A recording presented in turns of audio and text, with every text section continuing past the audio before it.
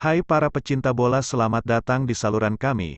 Di sini kami membahas berita bola terbaru atau berita bola terbaru hari ini. Tidak usah berlama-lama, ayo ke inti videonya. Nova Arianto geram. Timnas Indonesia U17 berhasil lolos ke Piala Asia U17 2025 setelah menahan imbang Australia U17.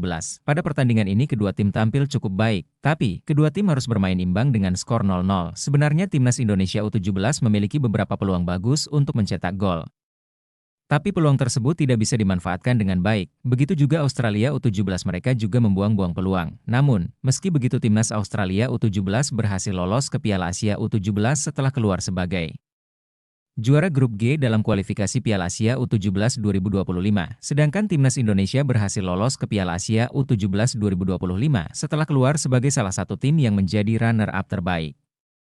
Dan di sisi begini tanggapan tak terduga dari pelatih Nova Arianto, kekurangan kita masih sama ya, kita masih muda, jadi saat kita rebut bola, di saat kita melakukan transisi, para pemain Timnas Indonesia U17 ini masih terburu-buru, ucap pelatih Nova Arianto. Dari segi finishing hari ini kita bisa lihat.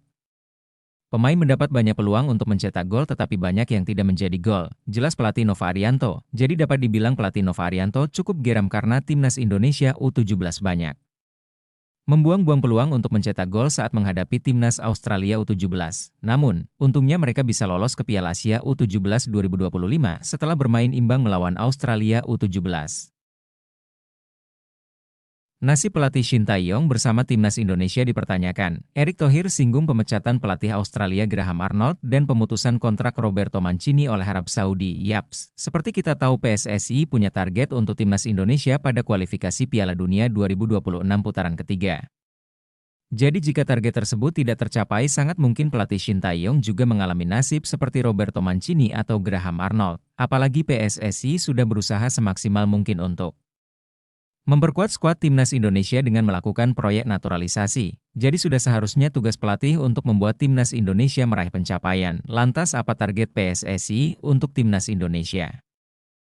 Begini kata Erick Thohir, saya sudah bertemu dengan Coach Shin Tae-yong dan kami bicara serius soal target Timnas Indonesia untuk minimal menempati 4 besar di grup kualifikasi Piala Dunia 2026 putaran ketiga. Ini menjadi tugas coach untuk mempersiapkan tim dan taktik dengan sebaik-baiknya, terutama di dua laga kandang melawan Jepang dan Arab Saudi bulan depan, ucap Pak Erick Thohir. Hal yang pasti kita harus maksimal secara taktik. Stabilitas yang mulai terbangun mesti dipertahankan sehingga saat main taktik sudah siap dan matang, jelas Ketua Umum PSSI itu. Nah, menarik untuk kita lihat apakah Shin Tae-yong dapat memenuhi harapan PSSI. Mari kita tunggu dan melihat hasilnya.